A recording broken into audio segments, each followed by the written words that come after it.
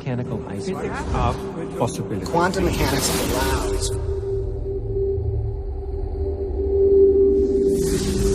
supreme mind. The brain is capable of millions of neural nets. Cascade of biochemical An emotional response. molecules. The brain does not know the difference between what it sees in its environment and what it remembers. We are running the holodeck. Whatever way we observe the world around us.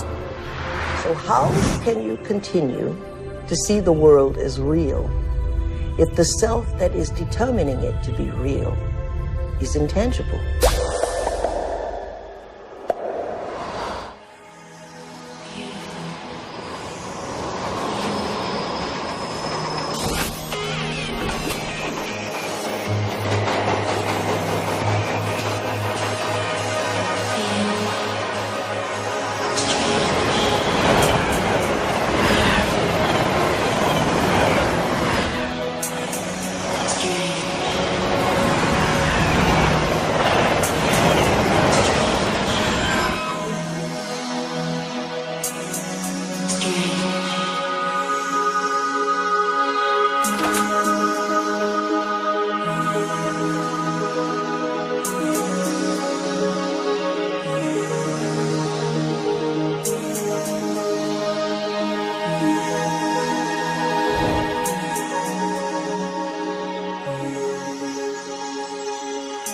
Are all realities existing simultaneously?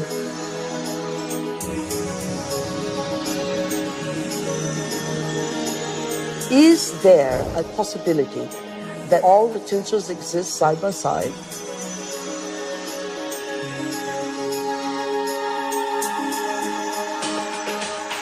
Have you ever seen yourself through the eyes of someone else that you have become?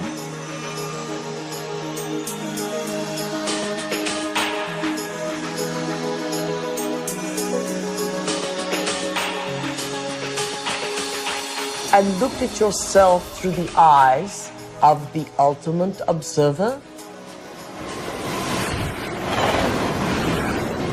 Who are we? Where do we come from? What should we do? And where are we going? Why are we here? Well, that is the ultimate question, isn't it? What is reality? What I thought was unreal now, for me, seems in some ways to be more real than what I think to be real, which seems now more to be unreal. You can't explain it.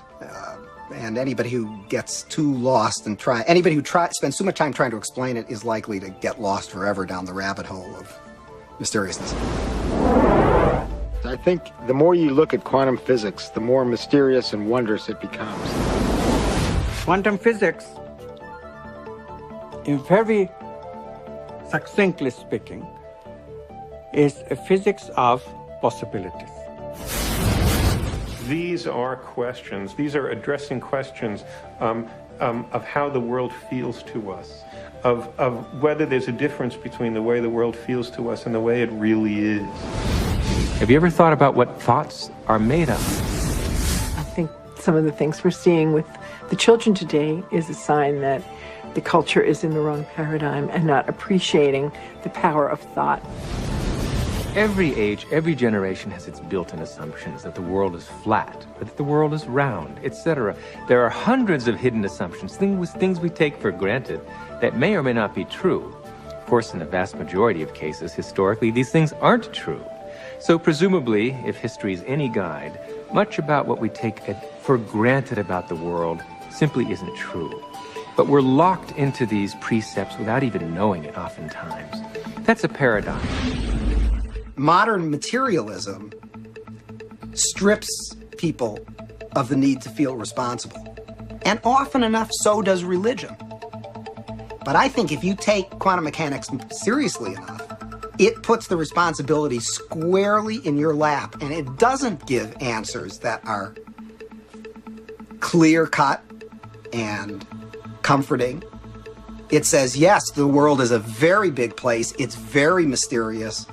Mechanism is not the answer, but I'm not going to tell you what the answer is, because you're old enough to decide for yourself. everyone a mystery? Is everyone an enigma? They most certainly are. Asking yourself these deeper questions opens up new ways of being in the world. It brings in a breath of fresh air. It makes life more joyful. The real trick to life is not to be in the know, but be in the mystery.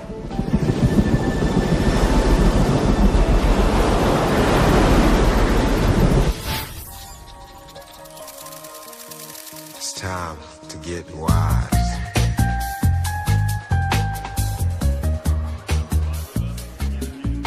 Why do we keep recreating the same reality? Why do we keep having the same relationships? Why do we keep getting the same jobs over and over again? In this infinite sea of potentials that exist around us, how come we keep recreating the same realities? Isn't it amazing that we have options and potentials that exist, but we're unaware of them?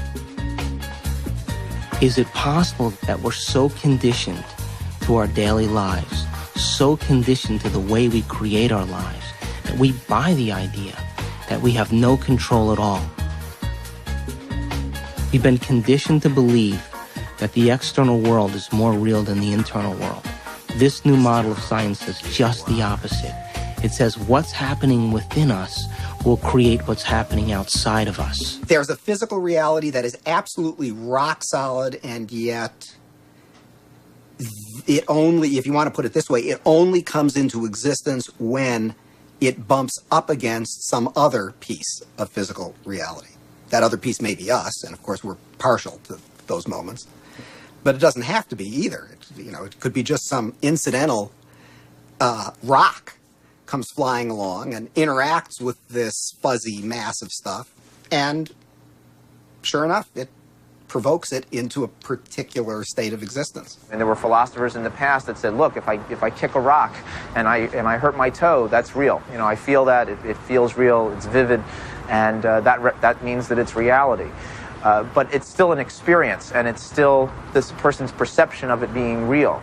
Scientific experiments have shown that if we take a person and hook their brains up to certain PET scans or computer technology and ask them to look at a certain object, and they watch certain areas of the brain light up, and then they've asked them to close their eyes and now imagine that same object.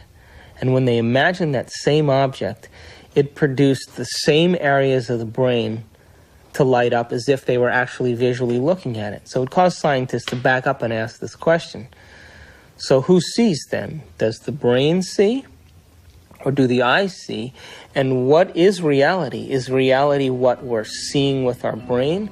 Or is reality what we're seeing with our eyes?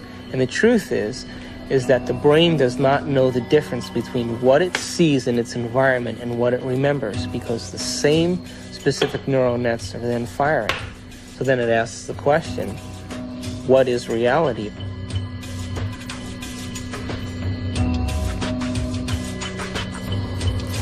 We're bombarded by huge amounts of information, and it's coming into our body, and we're processing it, coming in through our sense organs. It's percolating up, and at each step we're eliminating information, and finally what is bubbling up to consciousness is the one that's the most self-serving. The brain processes 400 billion bits of information a second, but we're only aware of 2,000 of those. But our awareness of those 2,000 bits of information are just about the environment, our body, and about time.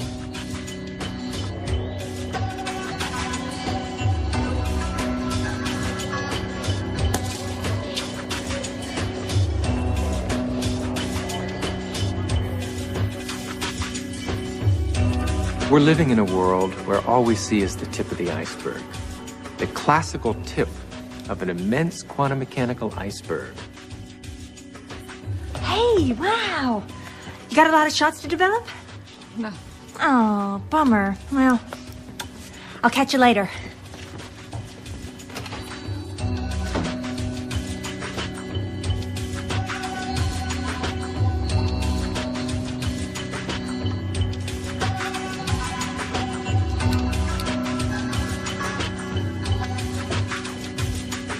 If the brain is processing 400 billion bits of information, and then our awareness is only on 2,000, that means reality is happening in the brain all the time. It's receiving that information, and yet we haven't integrated it.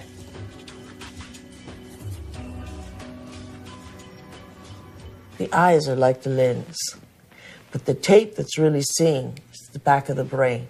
It's called the visual cortex. It's right back here. It's like this camera, and it's tape. Did you know that the brain imprints what it has the ability to see? Now, this is important. For example, this camera is seeing a lot more around me than what is here, because it has no objection and no judgment.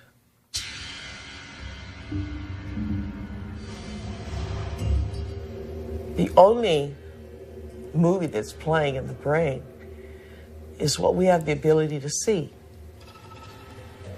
So is it possible our eyes, our cameras see more than what our brain has the ability to consciously project?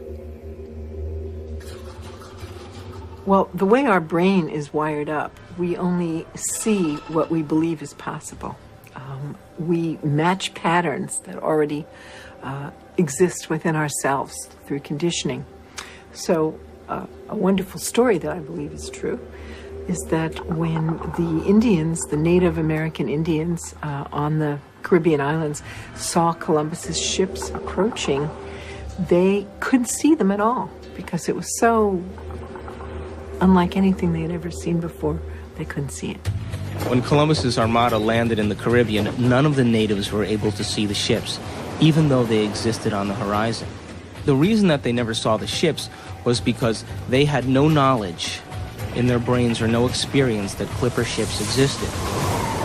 So the shaman starts to notice that there's ripples out in the ocean, but he sees no ship, but he starts to wonder what's causing the effect. So every day he goes out and looks and looks and looks, and after a period of time, he's able to see the ships. And once he sees the ships, he tells everybody else that ships exist out there because everybody trusted and believed in him. They saw them also.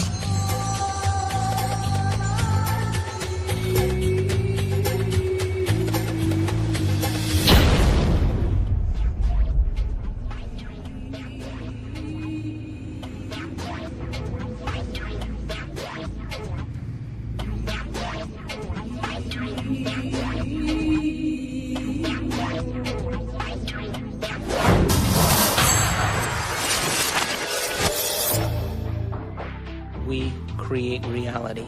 We're reality-producing machines. We create the effects of reality all the time. We always perceive something after reflection in the mirror of memory.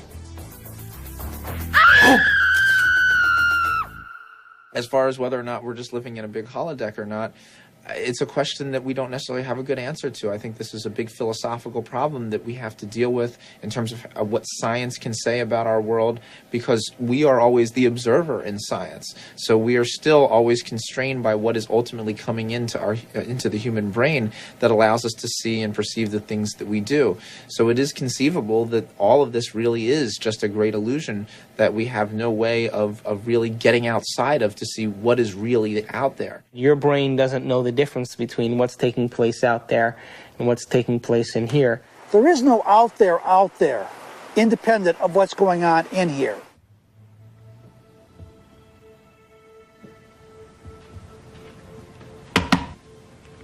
You okay? I heard you scream earlier. Was it another dream?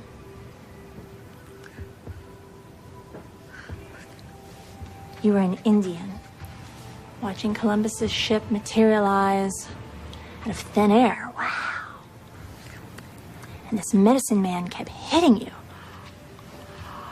Cool. Hey, maybe it was a past life or a parallel reality or a future life. That's weird. Or maybe that dream was trying to tell you the truth. I guess it just depends on what you think is real. Maybe you should try different anxiety pills. My pills are fine, okay? Thank you. I have to go get dressed. I hope you feel better, Amanda.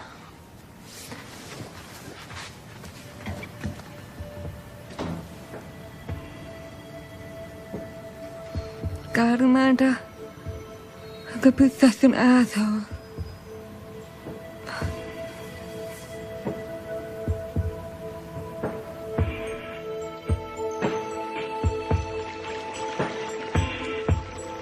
There actually are choices in the direction of how a life can go that are contingent upon small-level quantum effects not being washed out. First of all, let's talk about the subatomic world, and then we'll talk about what it's telling us about reality. The first thing I want to tell you about the subatomic world is it's totally a fantasy created by mad physicists trying to figure out what the heck is going on when they do these little experiments. By little experiments, I mean big energy in little spaces and little pieces of time. It gets pretty nutty at that realm of things, and so subatomic physics was invented to try to figure that all out. We need a new science down there. It's called quantum physics, and it is subject to a whole range of debatable hypotheses, thoughts, feelings, intuitions as to what the heck is really going on. Matter is not what we have long thought it to be. To the scientist, matter has always been thought of as sort of the ultimate in that which is static and predictable. Within all the atoms and molecules, all the space within the particles take up an insignificant amount of the volume of an atom or molecule, the fundamental particles. The rest of it is vacuum. What seems to happen is that particles appear and disappear all the time. So where do they go when they're not here? Now, that question is tricky. I'm going to give you two answers. Answer number one, they go into an alternative universe where the people in that universe are asking the same question about those particles when they come into our universe. They say, where do they go? There's a great mystery called the mystery of the direction of time. There's a certain sense in which the fundamental laws of physics that we have don't make any interesting distinction, say, between past and future. For example, it's a puzzle from the standpoint of the fundamental laws of physics. Why we should be able to remember the past and not have the same kind of epistemic access to the future. It's a puzzle from the standpoint of these laws why we should think something like, by acting now, we can affect the future but not the past. These things, that we have a different kind of epistemic access to the past and the future, that we have a different kind of control by acting now over the future than we do over the past. These things are so fundamental to the way we experience the world that that it seems to me not to be curious about them is to be, 3/4 of the way to being dead.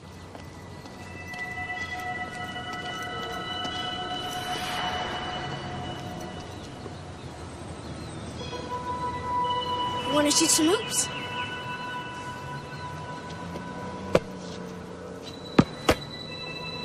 No, you don't have to be like that.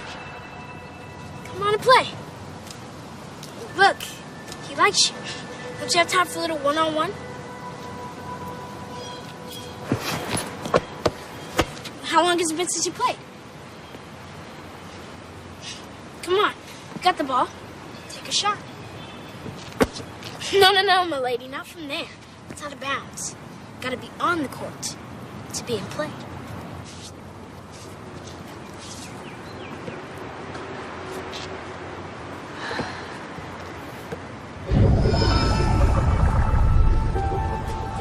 Welcome to Duke Reginald's court of unending possibilities.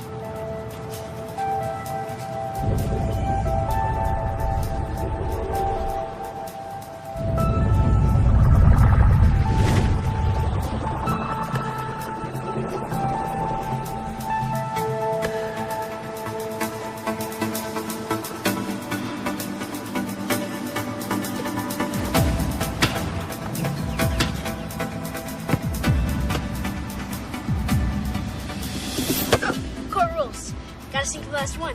They're hung. never touched you. And it's not solid. This ball is mostly empty. In fact, the universe is mostly empty.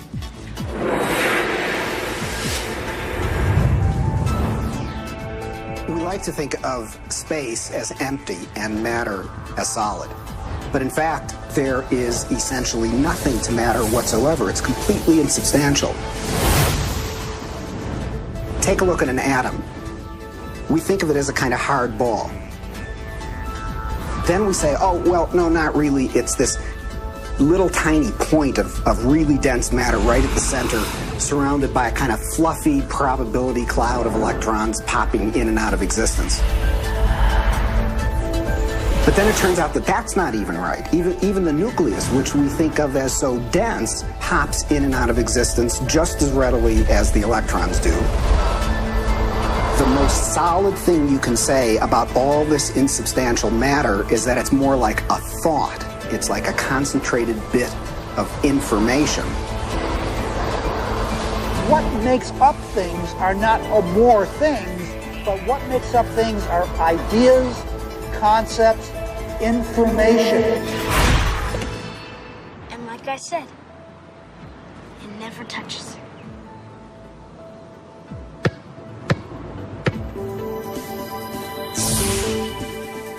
Those electrons build up a charge and push the other electrons away before they touch. So nobody touches nothing. Come on, put your stuff down. Nobody's gonna take it. Like I said, this is my court. It's no problem.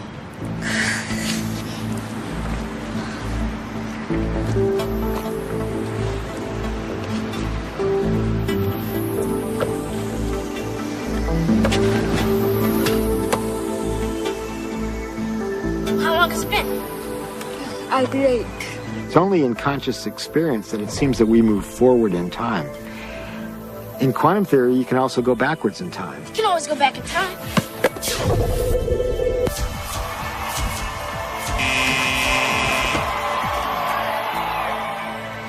What's the matter? Remember, it's empty. How do you know this yet? I read Dr. Quantum comics. Everybody thinks it's just kid stuff, but I know it's real. That's how I do my magic on the court. Yeah, I always choose the Wonder Boy first. He's got the weirding way. Well, Dr. Quantum says everybody's got it. Everybody's doing it. Doing it constantly. Each and every time you look. When you ain't looking, it's like a wave. When you are looking, it's like a particle. When you are not looking, there are waves of possibility. When you are looking, then there are particles of experience. A particle, which we think of as a solid thing, really exists in a so-called superposition, a spread out wave of possible locations. And it's in all of those at once. The instant you check on it, it snaps into just one of those possible positions. Quantum superposition implies that a particle can be in two or more places or states simultaneously. And this is a very bizarre concept and one of the hallmarks of the quantum world. Superheroes use superposition, with the world being potential strips of reality. Until we choose. Heroes choose what they want. Being in many places at once, experiencing many possibilities all at once, and then collapsing on the one. The question is, how far down the rabbit hole do you want to go?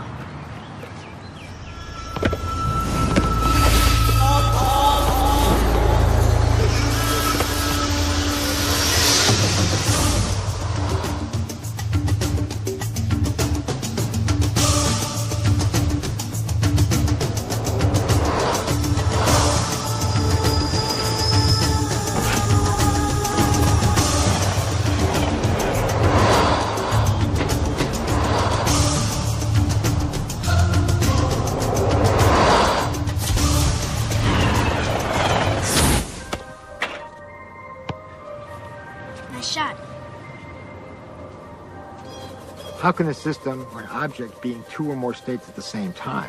It's very easy. Instead of thinking of things as things, we all have a habit of thinking that everything around us is already a thing, existing without my input, without my choice. You have to banish that kind of thinking. Instead, you really have to recognize that even the material world around us, the chairs, the tables, the rooms, the carpet, camera included, all of these are nothing but possible movements of consciousness. And I'm choosing moment to moment out of those movements to bring my actual experience into manifestation. This is the only radical thinking that you need to do. But it is so radical, it's so difficult, because our tendency is that the world is already out there, independent of my experience. It is not. Quantum physics has been so clear about it. Heisenberg himself, co-discoverer of quantum physics, said atoms are not things. They are only tendencies. So instead of thinking of things, you have to think of possibilities. They're all possibilities of consciousness.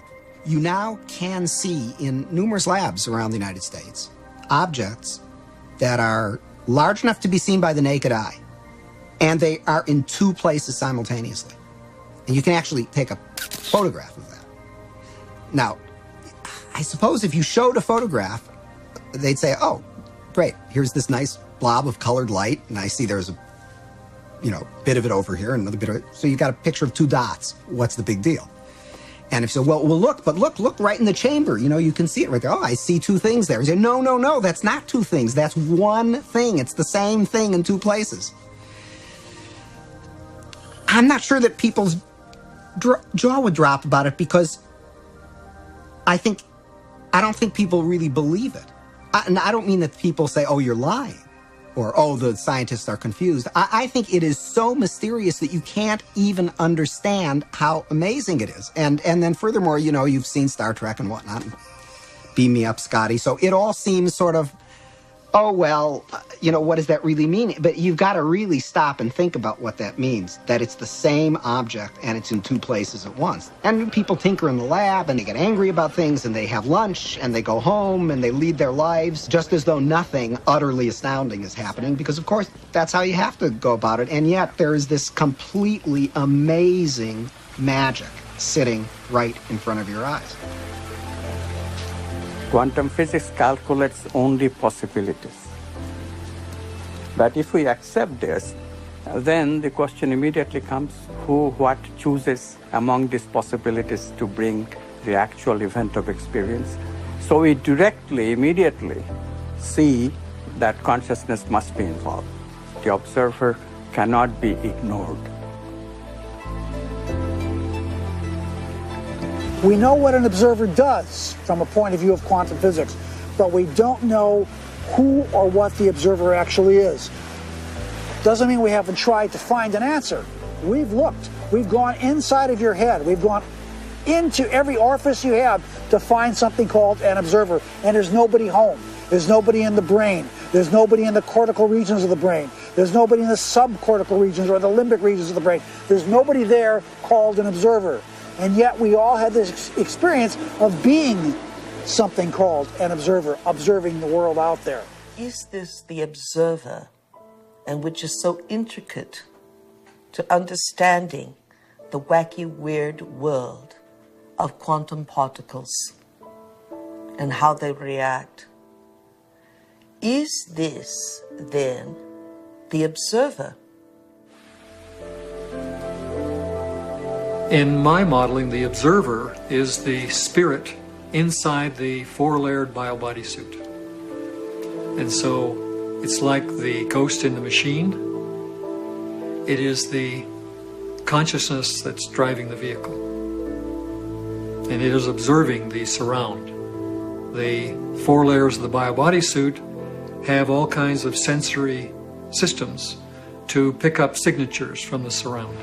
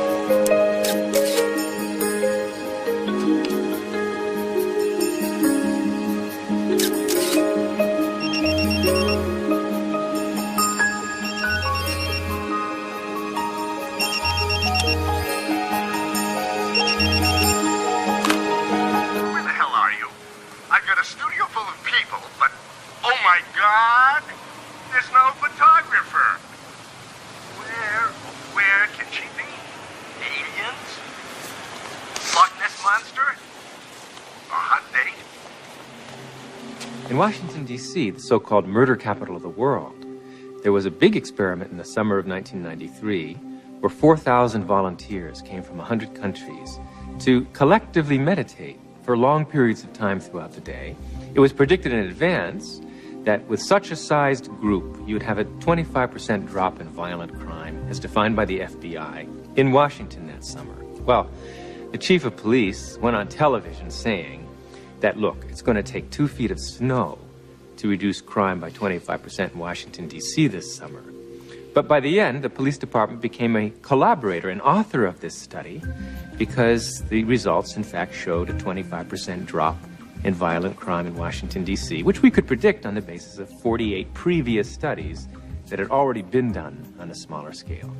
This leads naturally to wonder, are people affecting the world of reality that they see? You betcha they are.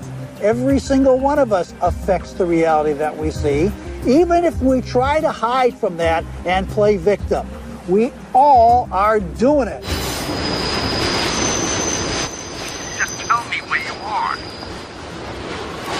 Good. But hurry with it, please, because these models are giving me a headache. 10 minutes.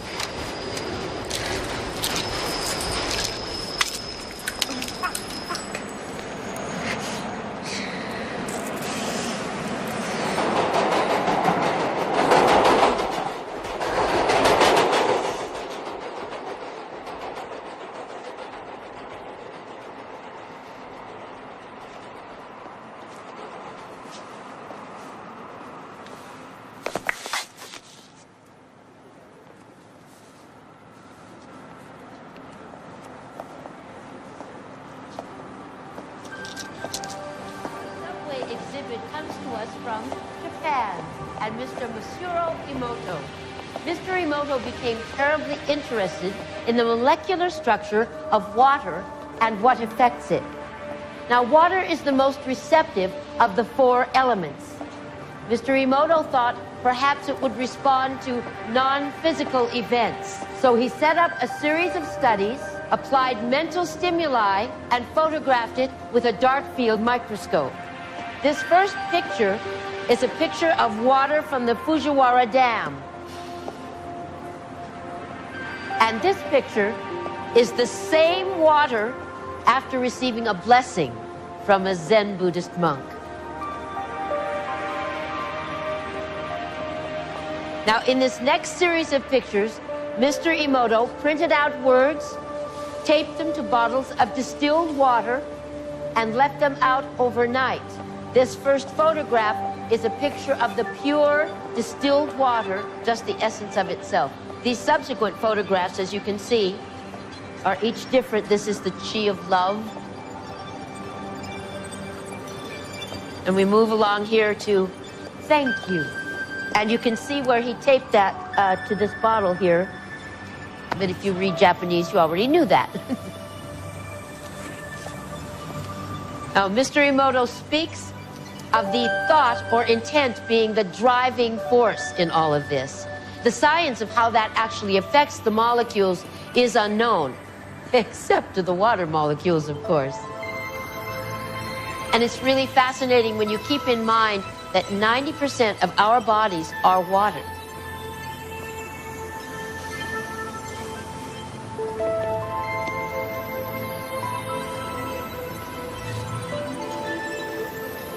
Makes you wonder, doesn't it?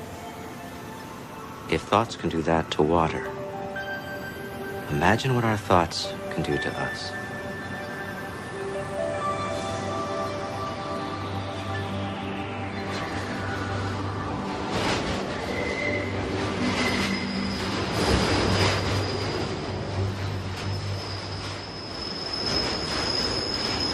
Absolutely. Thought alone can completely change the body. Most people don't affect reality in a consistent, substantial way because they don't believe they can. They write an intention and then they erase it because they think that's silly. I mean, I can't do that. And then they write it again and then they erase it. So time average, it's a very small effect. And it really comes down to the fact that they believe they can't do it. If you accept with every rudiment of your being that you will walk on water Will it happen? Yes, it will. But you know, it's like positive thinking. It's a wonderful idea, positive thinking. But what it usually means is that I have a little smear of positive thinking covering a whole mass of negative thinking. So thinking positive is not really thinking positive. It's just disguising the negative thinking that we have. When we think of things, then we make the reality more concrete than it is. And that's where we become stuck. We become stuck in the sameness of reality. Because if reality is concrete, obviously I'm insignificant. I cannot really change it. But if reality is my possibility of consciousness itself, then immediately comes the question of how can I change it? How can I make it better? How can I make it happier? You see how we are extending the image of ourselves? In the old thinking, I cannot change anything because I don't have any role at all in reality. Reality is already there. It's material objects moving in their own way from deterministic laws. And mathematics determines what they will do in a given situation. I, the experiencer, have no role at all. In the new view, yes, mathematics can give us something. It gives us the possibilities that all these movements can assume, but it cannot give us the actual experience that I'll be having in my consciousness. I choose that experience. And therefore, literally, I create my own reality. It may sound like a tremendous bombastic claim by some new agey without any understanding of physics whatsoever, but really quantum physics is telling us that.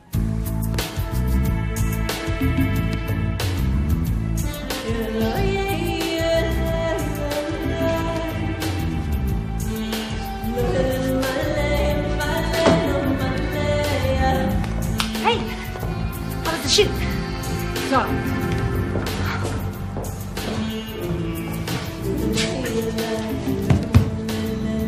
Your boss called. He's worried about you.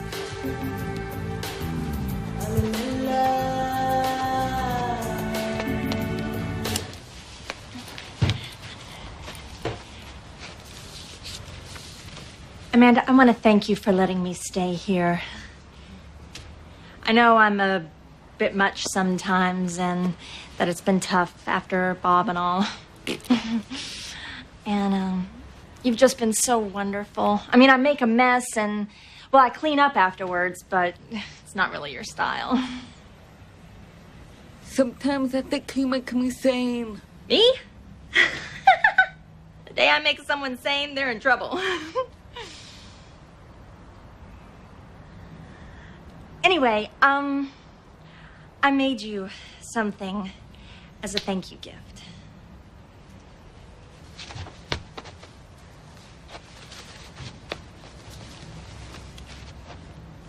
Open it.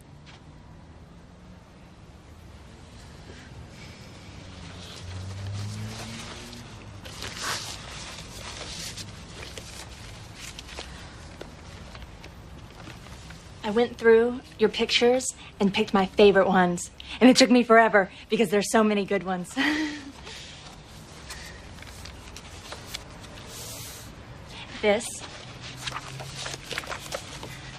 That's for all the wonderful photos you will be taking.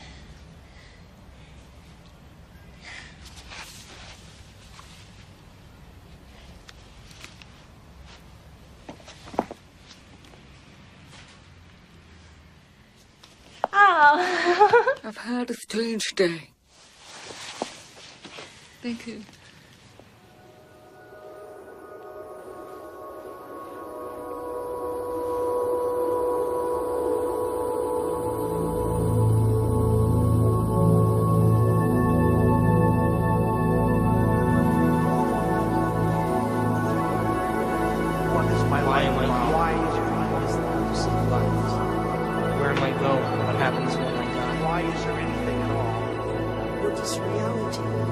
It makes you wonder, doesn't it? If thoughts can do that to water, imagine what our thoughts can do to us. Reality ultimately comes down to our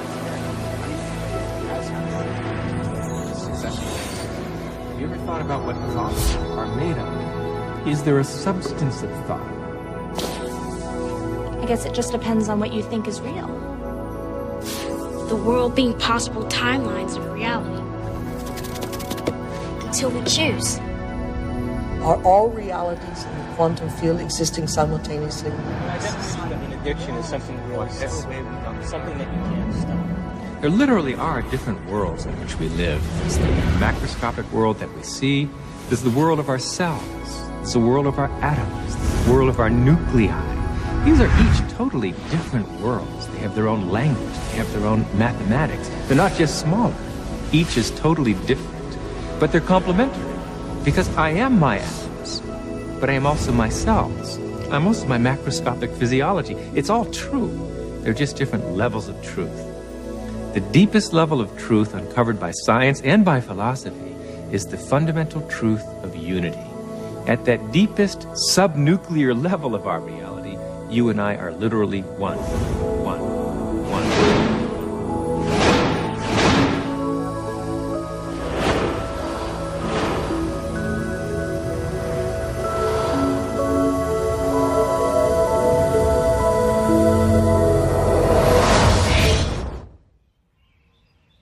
I wake up in the morning and I consciously create my day the way I want it to happen. Now, sometimes, because my mind is examining all the things that I need to get done, it takes me a little bit to settle down and get to the point of where I'm actually intentionally creating my day. But here's the thing, when I create my day, and out of nowhere, little things happen that are so unexplainable, I know that they are the process or the result of my creation. And the more I do that, the more I build a neural net in my brain that I accept that that's possible. It gives me the power and the incentive to do it the next day. In addiction, we have a supreme, beautiful opportunity to decipher the difference between our intangibility of our nobleness of character and the day-to-day business of how that character is revealed in a three-dimensional world through our bodies.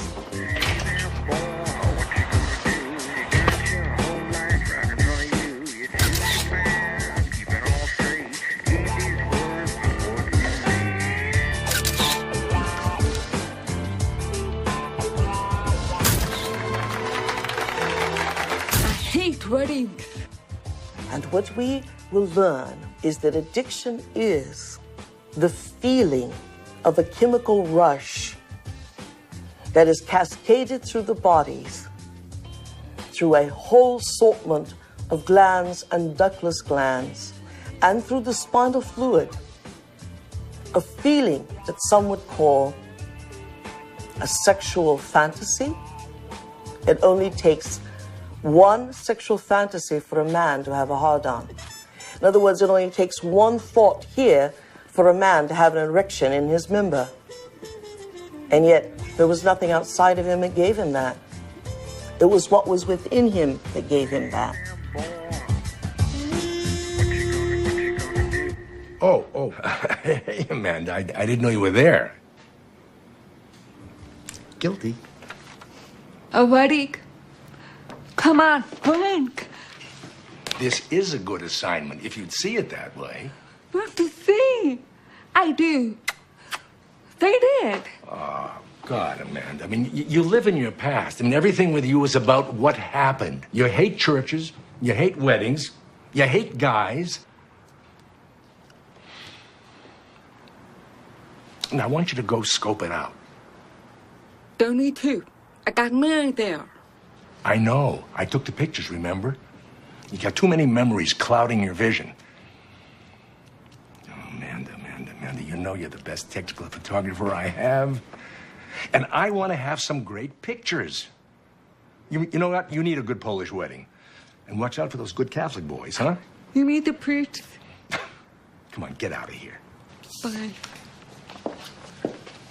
When I was younger, I had lots of ideas about what God was.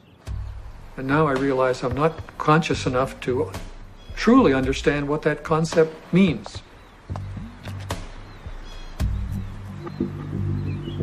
That I am at one with the great being that made me and brought me here and that formed the galaxies and the universes, etc.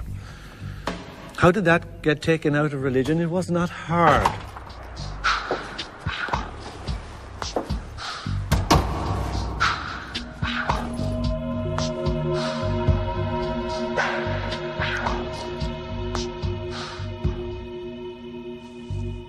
Most of the problems that religion and the various philosophical movements down through the centuries have produced have been errors because that's where they started.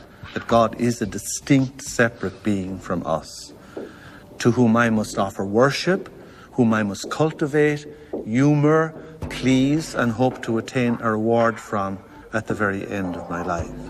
That is not what God is.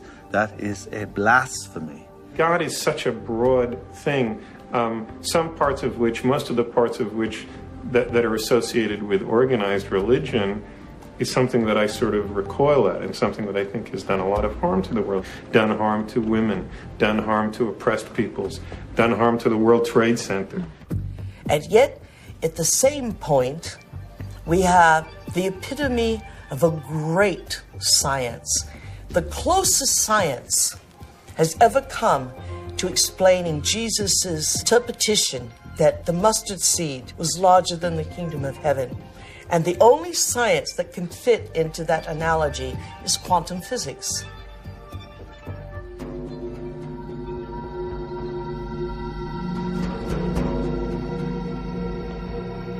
Now, we have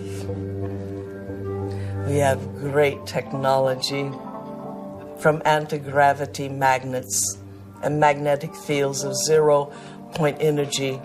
We have all that, and we still have this ugly, superstitious, backwater concept of God.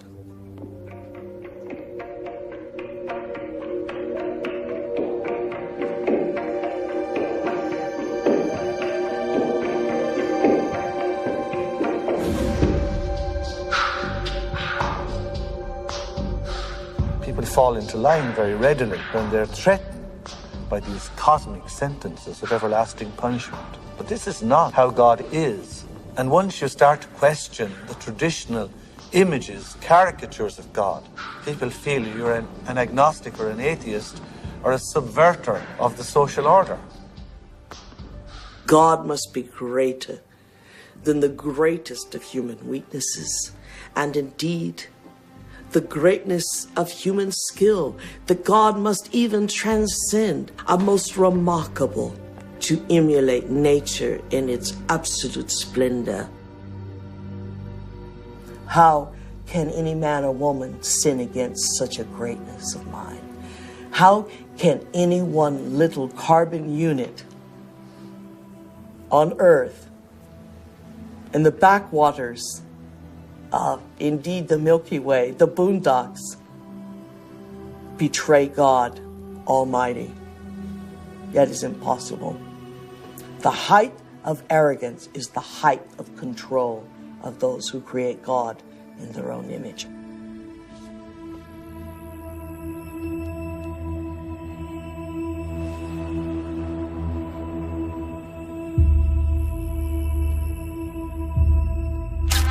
I now present to you Mr. and Mrs. Richard Buck Filipowski.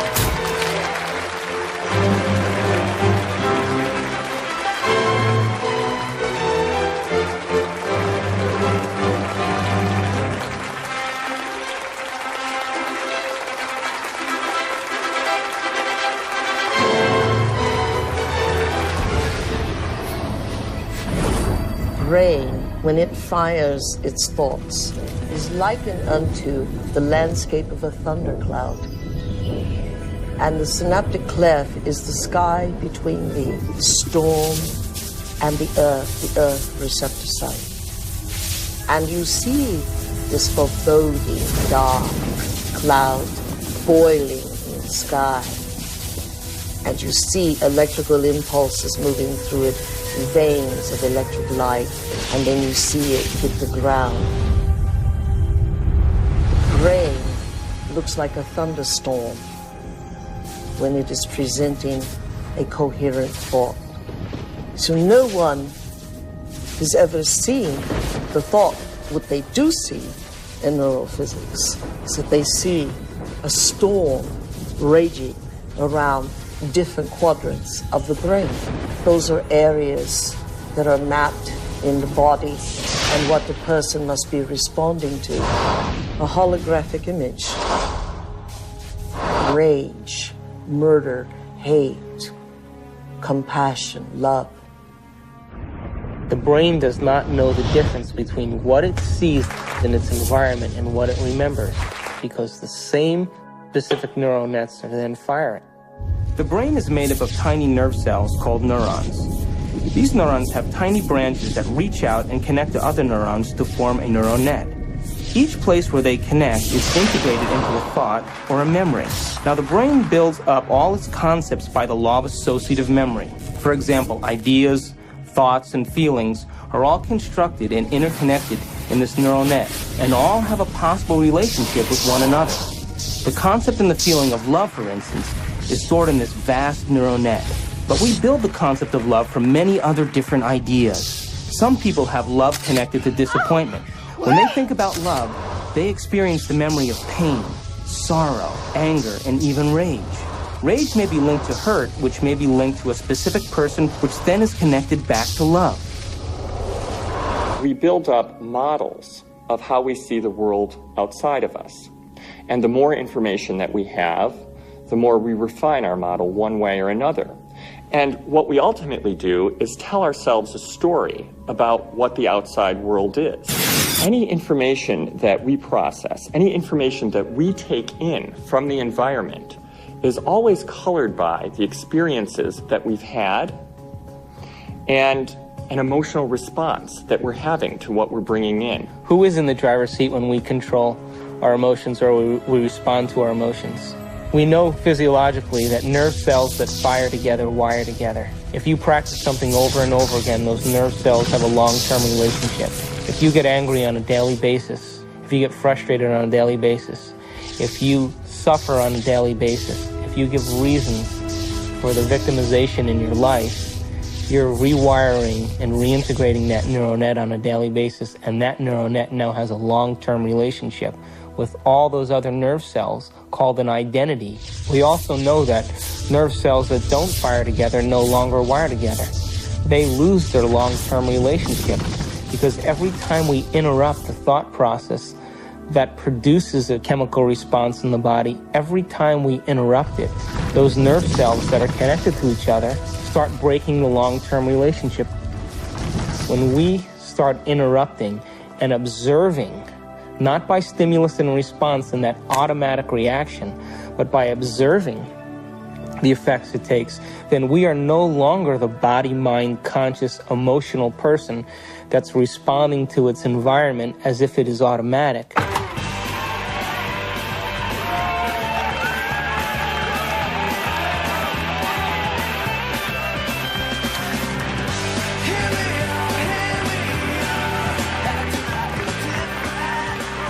Does that mean emotions are good or emotions are bad? No, emotions are designed so that it reinforces chemically something into long-term memory. That's why we have them. All emotion is holographically imprinted chemicals. The most sophisticated pharmacy in the universe is in here. There's a part of the brain called the hypothalamus. And the hypothalamus is like a little mini factory, and it is a place that assembles certain chemicals that match certain emotions that we experience. Those particular chemicals are called peptides. They're small chain amino acid sequences. The body's basically a carbon unit that makes about 20 different amino acids all together to formulate its physical structure. The body is a protein-producing machine. In the hypothalamus, we take small chain proteins called peptides, and we assemble them into certain neuropeptides or neurohormones that match the emotional states that we experience on a daily basis. So there's chemicals for anger, and there's chemicals for sadness, and there's chemicals for victimization. There's chemicals for lust. There's a chemical that matches every emotional state that we experience. And the moment that we experience that emotional state in our body or in our brain, that hypothalamus will immediately assemble the peptide that then releases it through the pituitary into the bloodstream. The moment it makes it into the bloodstream, it finds its way to different centers or different parts of the body. Now, every single cell in the body has these receptors on the outside. And one cell can have thousands of receptors studding its surface, kind of opening up to the outside world. And when a peptide docks on a cell, it literally, like a key going into a lock, sits on the receptor surface and attaches to it and kind of moves the receptor, and kind of like a doorbell buzzing, sends a signal into the cell. It's party time!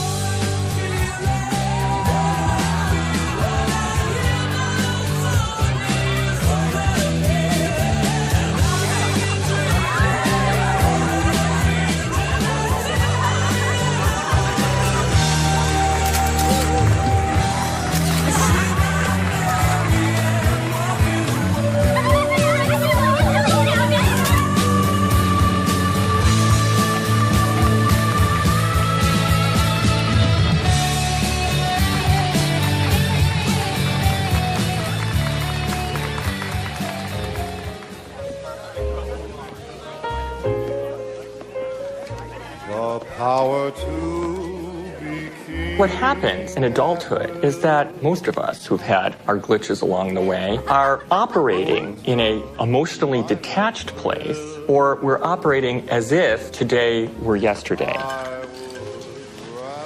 What is it? Mixed.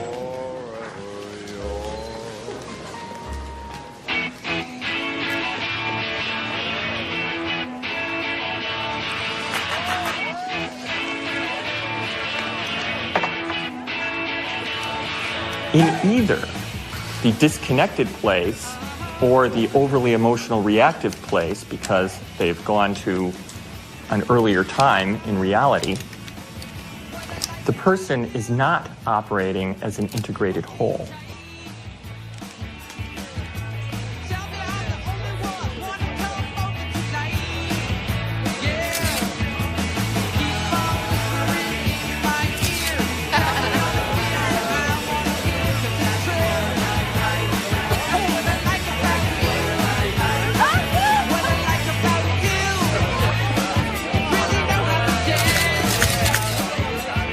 Along the outside of the cell are these billions of receptor sites that are really just receivers of incoming information. A receptor that has a peptide sitting in it changes the cell in many ways. It sets off a whole cascade of biochemical events, some of which wind up with changes in the actual nucleus of the cell. Hi, when I grew up, I would become a photographer just like you. Oh. Got any tips? Take lots of pictures. Thanks. Each cell is definitely alive, and each cell has a consciousness, particularly if we define consciousness as the point of view of an observer. There is always the perspective of the cell. A few years later!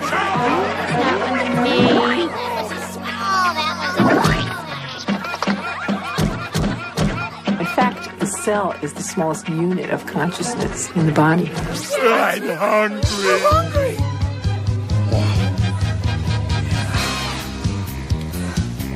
Oh yeah! We've commandeered an entire serving planet!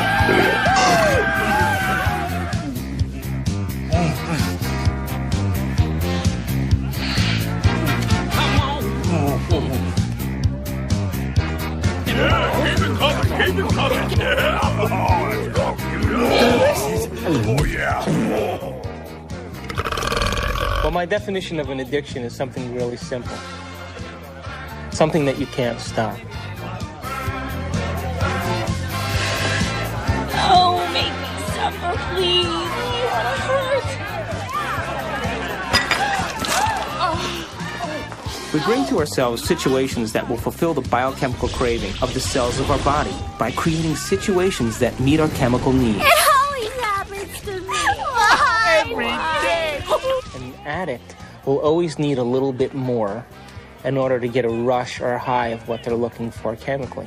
Don't tell me to calm down. You're always bossing me around. So my definition really means that if you can't control your emotional state, you must be addicted to it. Oh, I knew this was gonna happen.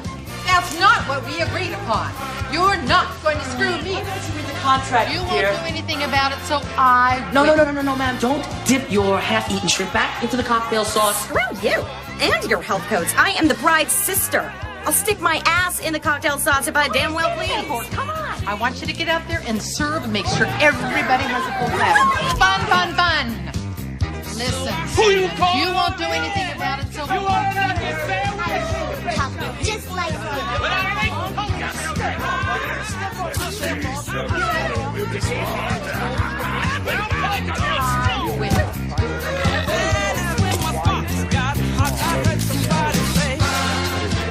What is reality? What is the real reality?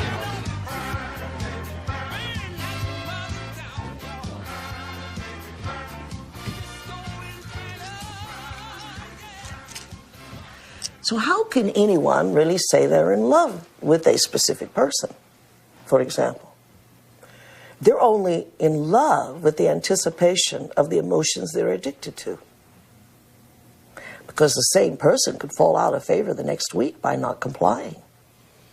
My goodness, doesn't that change the landscape of our emotional outlook on personal needs and identities?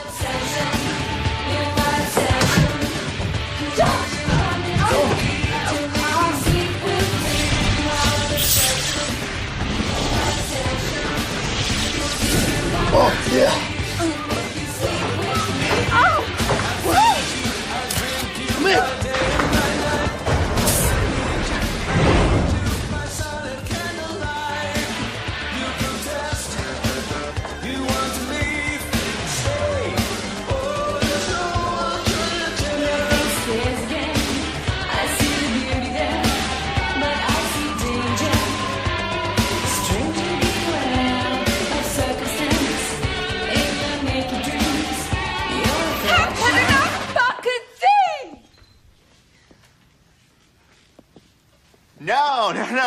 No. You got the punchline wrong. It's a photographer's joke.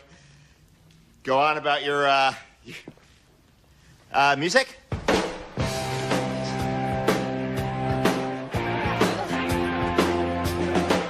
Are you okay? Right, Dad, that Queen Funky is some good. When? Now. I was with the groom. Hey, I can reach it. I'm sorry. I was with the groom just now.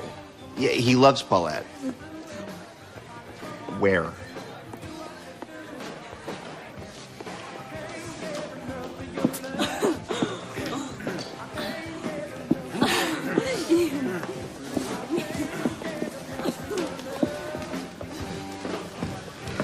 Polacks, they all look the same in a tux. You're not Polish. Hi. Thanks. Here. This will help.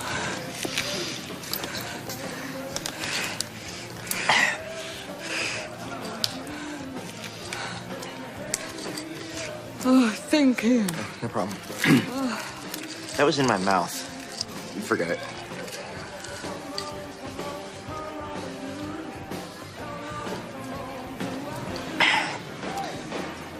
So, what's your name? Elliot. Hi. Yeah. It's I'm Amanda. Hey, Amanda. I should have asked you what your name. You photograph a lot of weddings? Yeah, I hate it. I'm doing the thing again with my hands. I'm sorry. We are emotions, and emotions are us. Again, I can't separate emotions. When you consider that every aspect of your digestion, every sphincter that opens and closes, every group of cells that come in for nourishment and then moves out to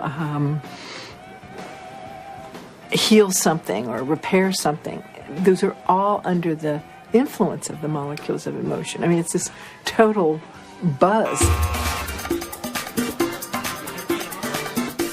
So you ask if emotions are bad. Emotions are not bad. They're life. They color the richness of our experience. It's our addiction that's the problem. The thing that most people don't realize is that when they understand that they are addicted to emotions... Another drink? It's not just psychological. It's biochemical. Think about this. Heroin uses the same receptor mechanisms on the cells that our emotional chemicals use. It's easy to see then that if we can be addicted to heroin, then we can be addicted to any neuropeptide, any emotion. To the groom! To the groom. Woo!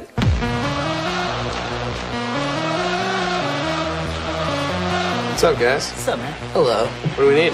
Some boxes. Put out! Yeah, baby!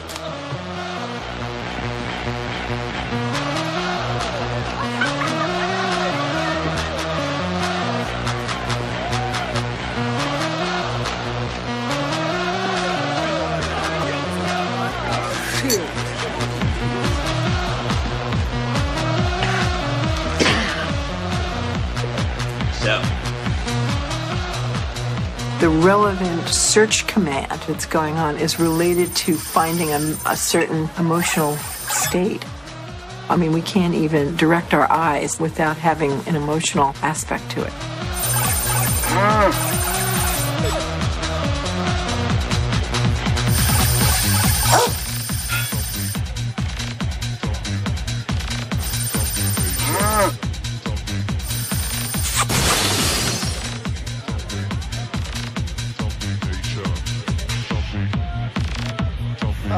Oh, gosh. She wouldn't fall for me. Oh, mama! Woo! What the hell are you waiting for? Come on, you little pussies! Jeez, I can't believe you guys! What are you? Ooh, come on, just get the hell out of the way! Hi there, honey! Come on, baby, you know you want it. Oh, don't give me that look.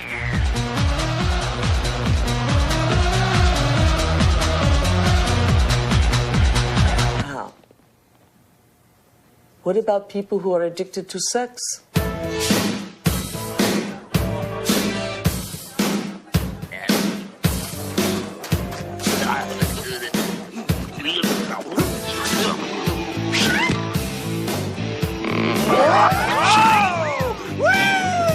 Hello there, big boy. Is there a rocket in your pocket, or are you just happy to see me?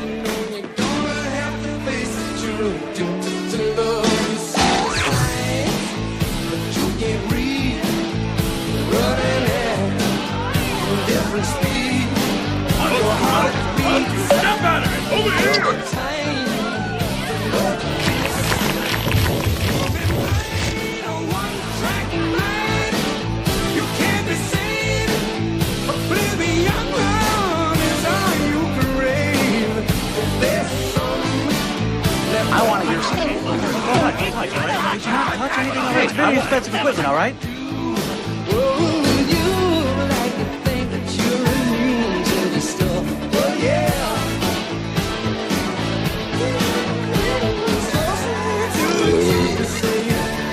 Some polka music, okay? I'm gonna play These people want to hear some I know polka we're gonna music. play some You can't have a Polish wedding without polka music!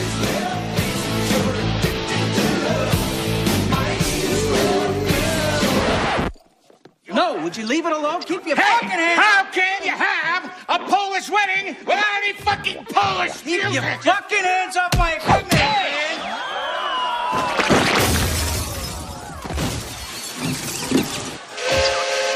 Like I said before, it ain't a Polish wedding without a polka!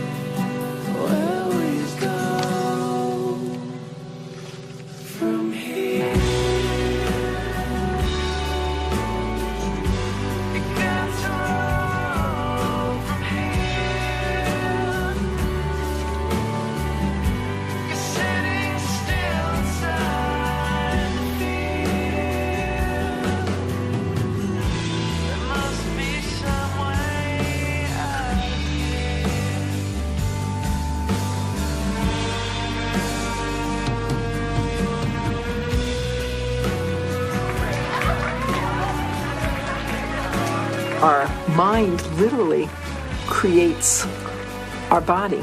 So it all starts in the cell. The cell is a protein-producing machine, but it gets its signal from the brain. One of the things about receptors is they change in their sensitivity. If a given receptor for a given drug or internal juice is being bombarded for a long time at a high intensity, it will literally shrink up. There will be less of them, or it will be hooked up in such a way that it is desensitized or downregulated. So the same amount of drug or internal juice will elicit a much smaller response.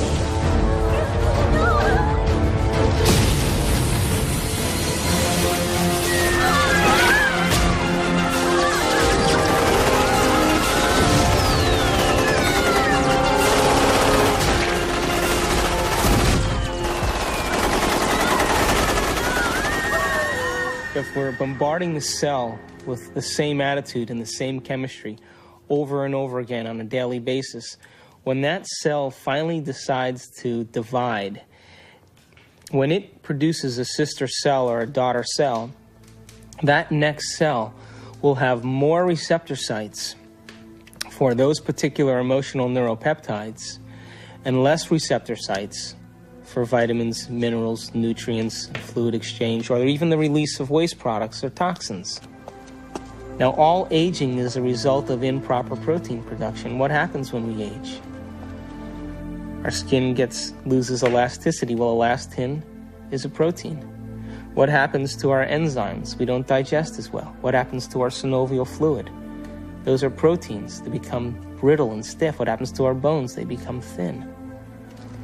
So all aging is a result of improper protein production. So then the question arises, does it really matter what we eat? And does nutrition really have an effect if the cell doesn't even have the receptor sites after 20 years of emotional abuse to even receive or to let in the nutrients that are necessary for its health?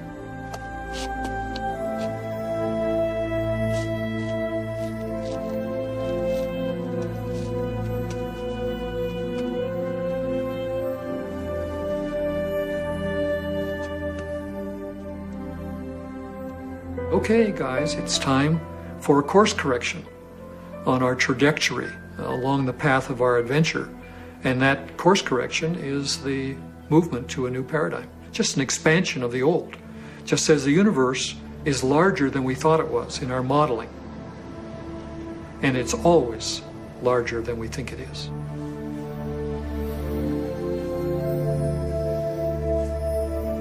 I hate you.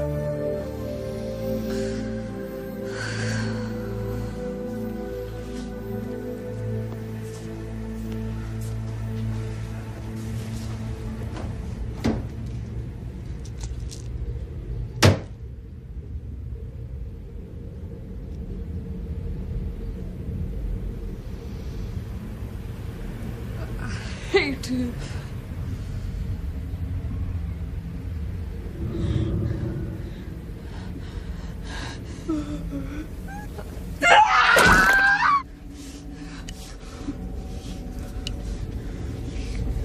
You get it? You suck! Look at you! You're fat! You're ugly! You're worth nothing! You get it all! I hate you!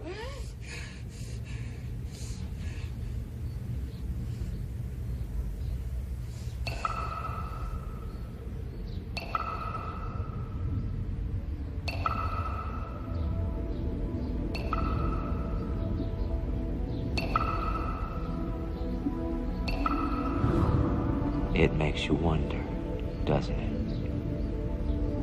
If thoughts can do that to water, imagine what our thoughts can do to us.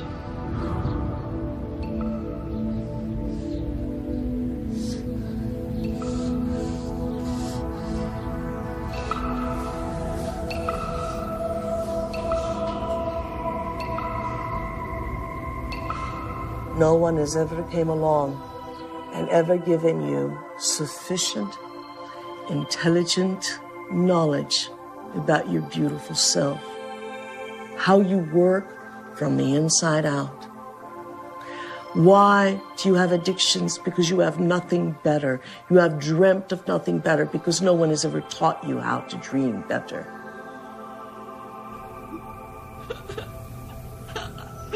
Do I think that you are bad? I don't think you're bad. Do I think you're good? I don't think you're good either. I think you're God.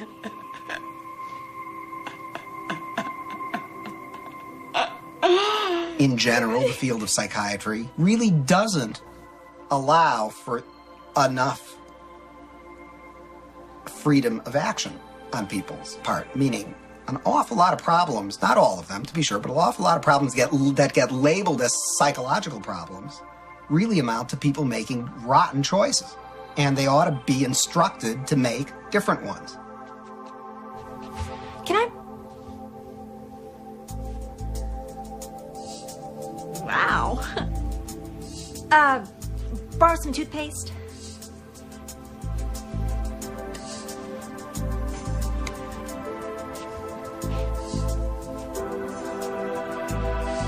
Thanks!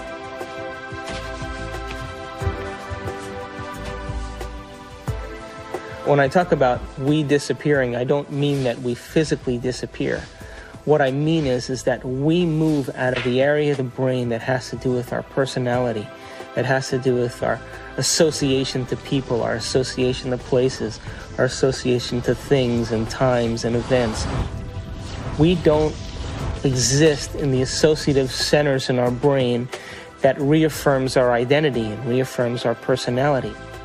For the average person in the world who lives life and considers their life boring or uninspiring is because they've made no attempt to gain knowledge and information that will inspire them.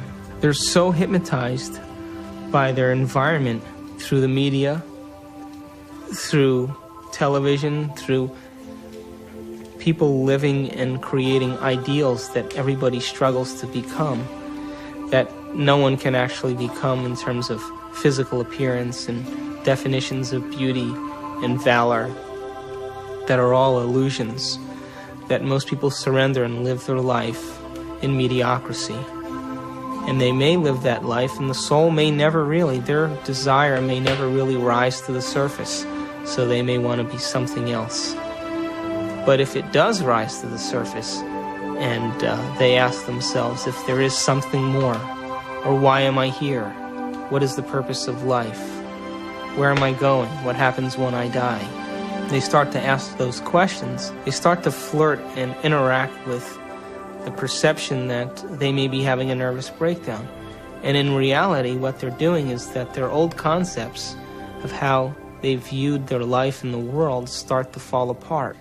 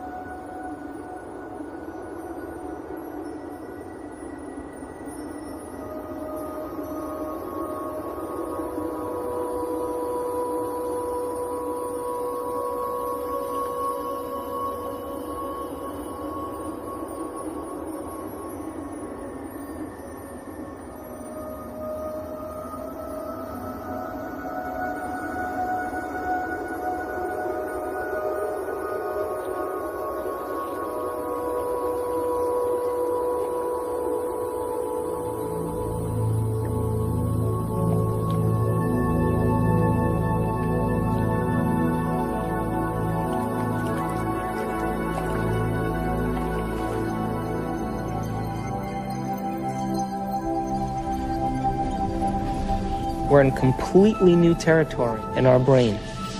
And because we're in completely new territory, we're rewiring the brain, literally reconnecting to a new concept.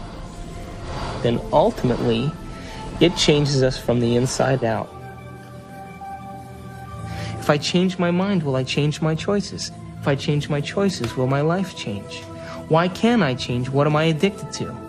What will I lose that I'm chemically attached to? And what person, place, thing, time, or event that I'm chemically attached to that I don't want to lose because I may have to experience the chemical withdrawal from that? Hence the human drama.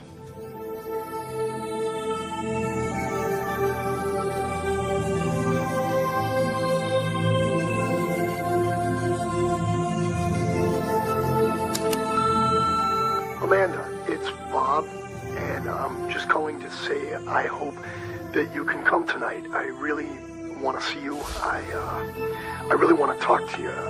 I know we can work things out.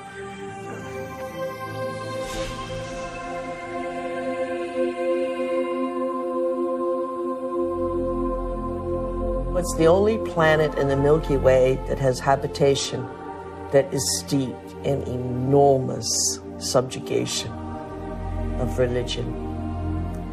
You know why that is? Is because people have set up right and wrong.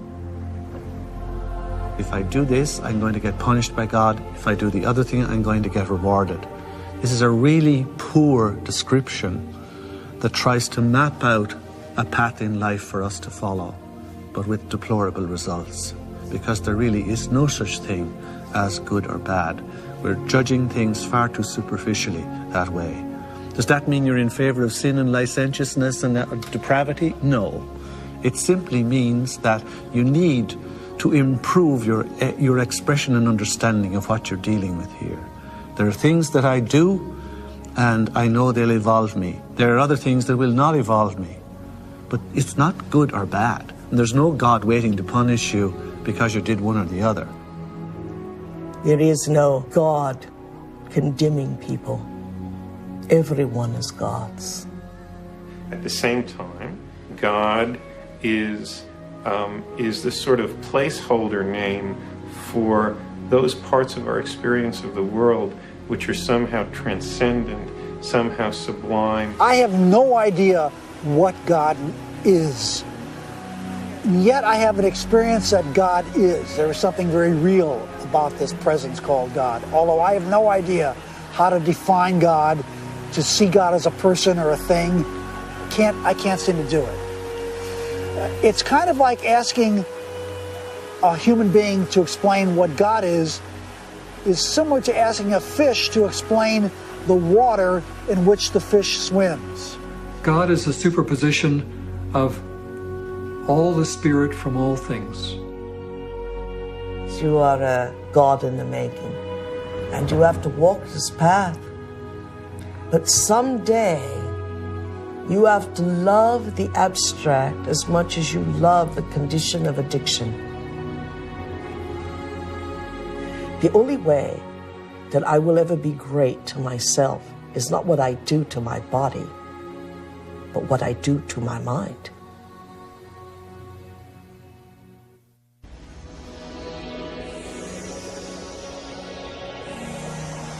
So if we're consciously designing our destiny, and if we're consciously, from a spiritual standpoint, throwing in with the idea that our thoughts can affect our reality or affect our life, because reality equals life, then I have this little pact that I have when I create my day. I say I'm taking this time to create my day, and I'm infecting the quantum field. Now, if is in fact the observers watching me the whole time that I'm doing this, and there is a spiritual aspect to myself, then show me a sign today that you paid attention to any one of these things that I created, and bring them in a way that I won't expect. So I'm as surprised at my ability to be able to experience these things and make it so that I have no doubt that it's come from you.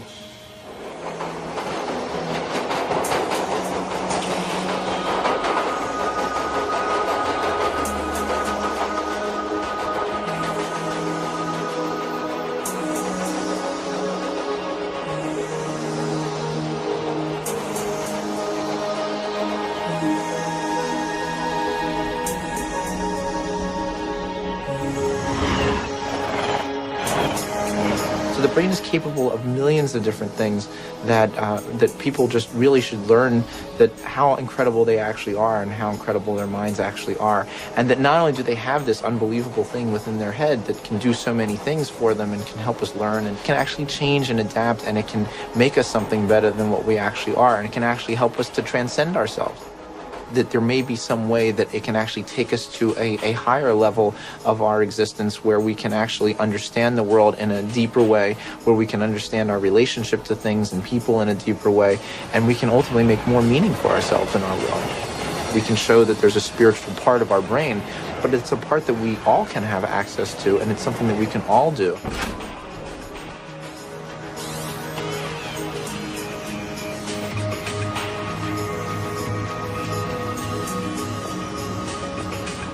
We have to formulate what we want and be so concentrated on it and so focused on it and have so much of our awareness of it that we lose track of ourselves. We lose track of time. We lose track of our identity. And the moment we become so involved in that experience that we lose track of ourselves, we lose track of time, that picture is the only picture that's real. And everybody's had that experience when they've made up their mind that they've wanted something. That's quantum physics in action. That's manifesting reality. That's the observer in full effect. Your consciousness influences others around you. It influences material properties. It influences your future. You are co-creating your future.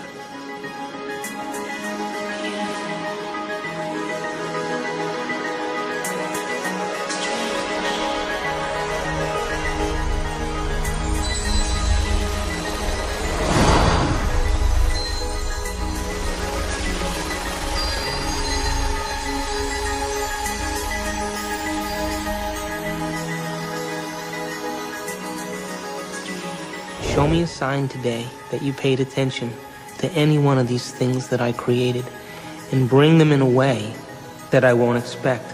So I'm as surprised at my ability to be able to experience these things and make it so that I have no doubt that it's come from you.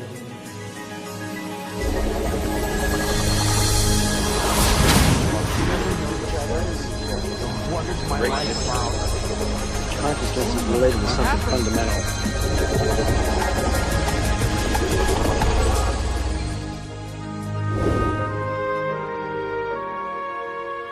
Have you ever seen yourself through the eyes of someone else that you have become? What an initiation.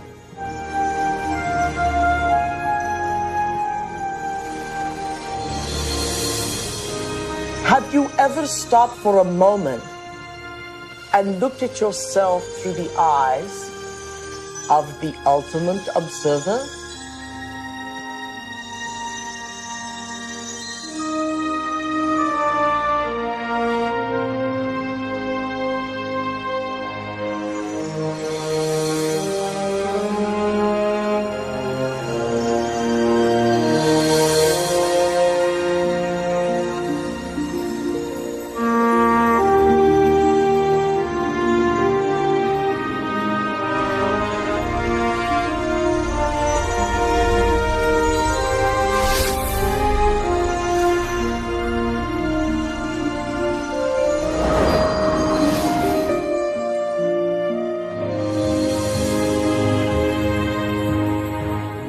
I am much more than I think I am. I can be much more even than that.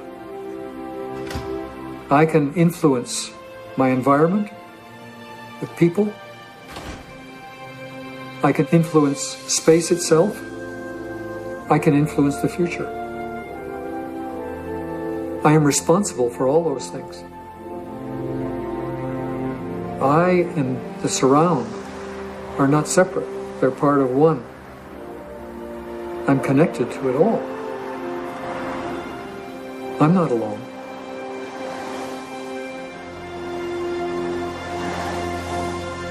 Knowing that there's this interconnectedness of the universe, that we are all interconnected and that we are connected to the universe at its fundamental level, I think is as good an explanation for spirituality as there is. It is my belief that our purpose here is to develop our gifts of intentionality and learn how to be effective creators. We are here to be creators. We are here to infiltrate space with ideas and mansions of thought. We are here to make something of this life. To acknowledge the quantum self, to acknowledge the place where we really have choice, to acknowledge mind. When that shift, our perspective takes place, we say that somebody has been enlightened.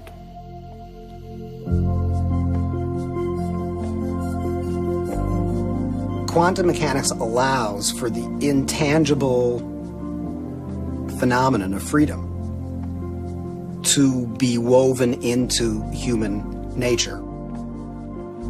Quantum physics, very succinctly speaking, is a physics of possibilities. It opens fundamentally the question of whose possibilities and who chooses from these possibilities to give us the actual event of experience.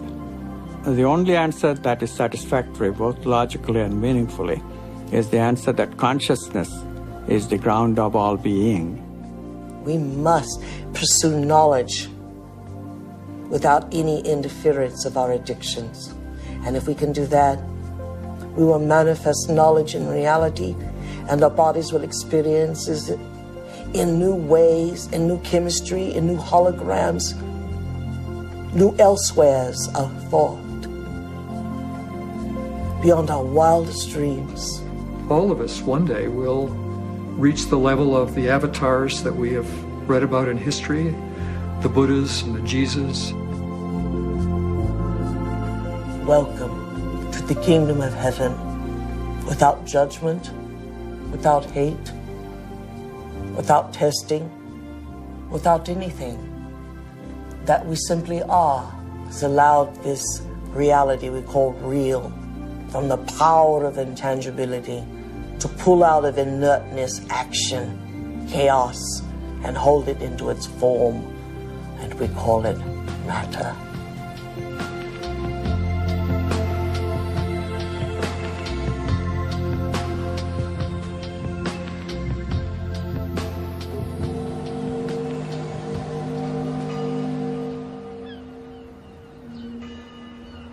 How can we measure the effects? We get to live our life and see then if somewhere in our lives something's changed.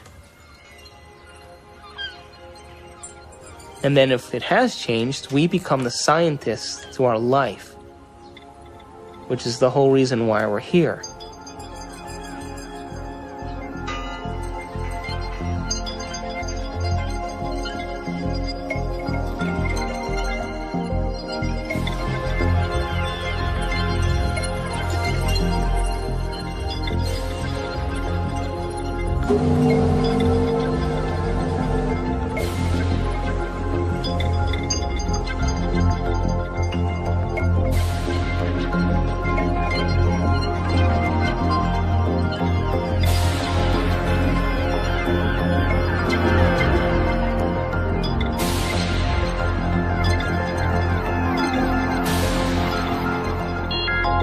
Don't just take it at face value.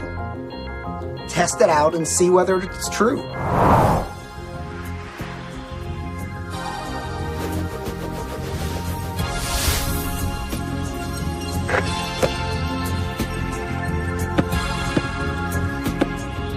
Hey, you're back. I'm back. So you never answered my question. What question? How far down the rabbit hole do you want to go?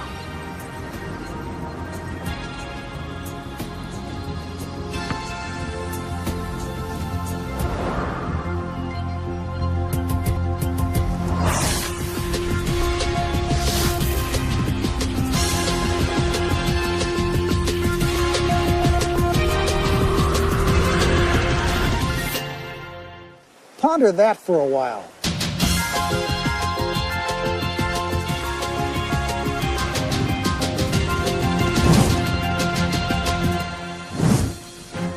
My name's David Albert. I got a PhD in theoretical physics.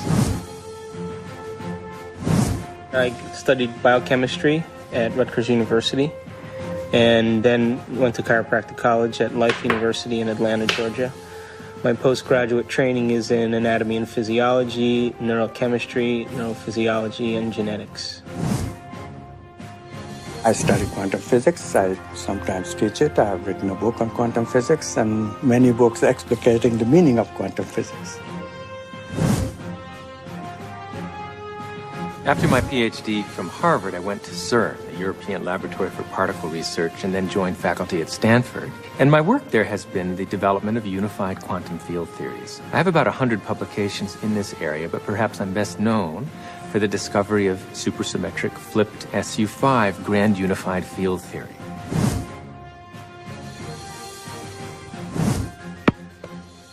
I make my living as an anesthesiologist, and every day as I put my patients to sleep, I kind of wonder where they go and why they're there in the first place. And that's one of the reasons that attracted me to anesthesia and the study of consciousness.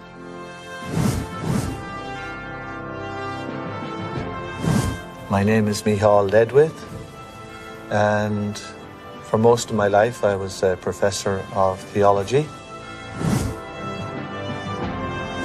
I'm Dr. Daniel Monti. I'm a physician with specialty training in psychiatry and human behavior. I'm on the full-time faculty at the Jefferson Medical College. I actually got very interested in studying this whole topic of the brain and spirituality because it had to do with a lot of the questions that I was asking ever since I was a child about reality and how we understood truth and what was real. And as I grew up and as I realized that while spirituality was, in some senses, a very important part of trying to find those answers, science also was a very crucial part. And I was ultimately looking for some way of bringing those two forces together.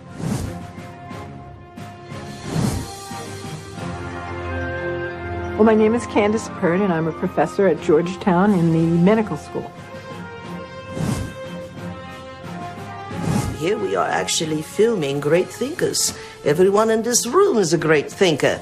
Now that we got them thinking, that's always a trick, isn't it? I should make it clear that I'm a graduate student in physics. I'm not a full-fledged theoretical physicist yet. But if fortune smiles on me and I continue to work like a dog on my problem sets and exams and whatnot, eventually what I hope to do with this is to apply fundamental quantum theory to quantum information processing. So I decided, well, if I gave up being department chairman, and if I gave up all my professional committees, and I gave up all my government committees, I would have a block of time that I could put to work. Of course, I give up all my power positions, but you have to sacrifice something. I had to keep my day job because my family needed to be fed.